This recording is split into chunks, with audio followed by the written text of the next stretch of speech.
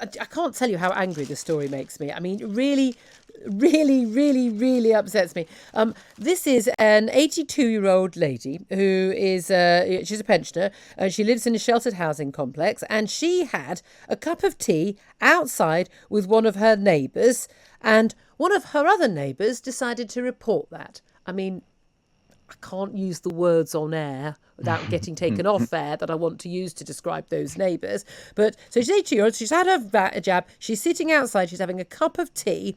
The police were called by the neighbours, and the police turned up at 9:45 to interview an 82-year-old woman. She, not surprisingly, I'm in bed at 9:45. She was in bed, funnily enough, and so she heard a knock on the door. According to her daughter, it was very late. She wondered who it was. She's quite deaf. She asked who it was, and then she opened the door, and there were two police officers with masks on, a man and a woman, asking if they could come and speak to her. They didn't show her any ID, but she trusted the uniform, so and was frightened. Of course, that is a bit of an issue.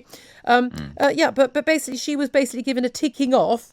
Because she'd had a cup of tea with a neighbour. Now, OK, that's illegal. We know that because of the lockdown rules. A lot of people who support lockdown rules right now will be saying, oh, well, let's blame the police for not showing discretion. I do blame the police for not showing discretion. However, I also blame the neighbour. But I also blame the fact that we have a law in place that means that an 82-year-old could get a knock on the door from the police for having a cup of tea outside. I mean, people who support these lockdown rules, they own that, don't they?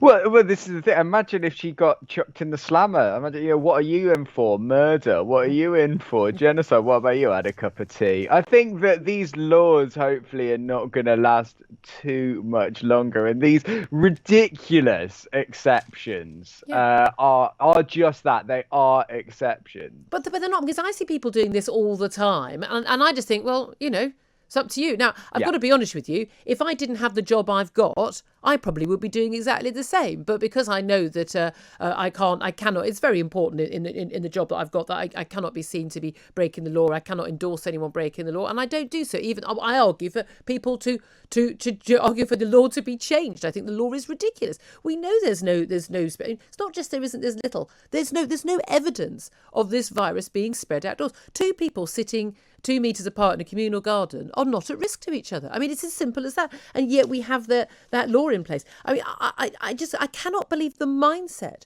of the person who called the police.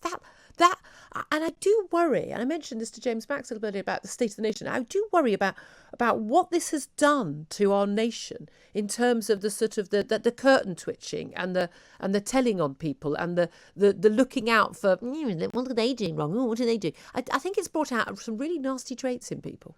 Oh, I think that's always been alive and well. I think we're going to be fine after this, because I do think that this has had a sustained impact on how people are. You only need to look at social media, and people are fried right now. I think that we've just got to hold the course and get there in the end. Yeah, people aren't being as nice to each other. I remember the first lockdown, there was actually a really nice sort of smiley sort of, we're all in this together. And I found that really very heartening and emotional. But not now. I think everyone's completely lost it now.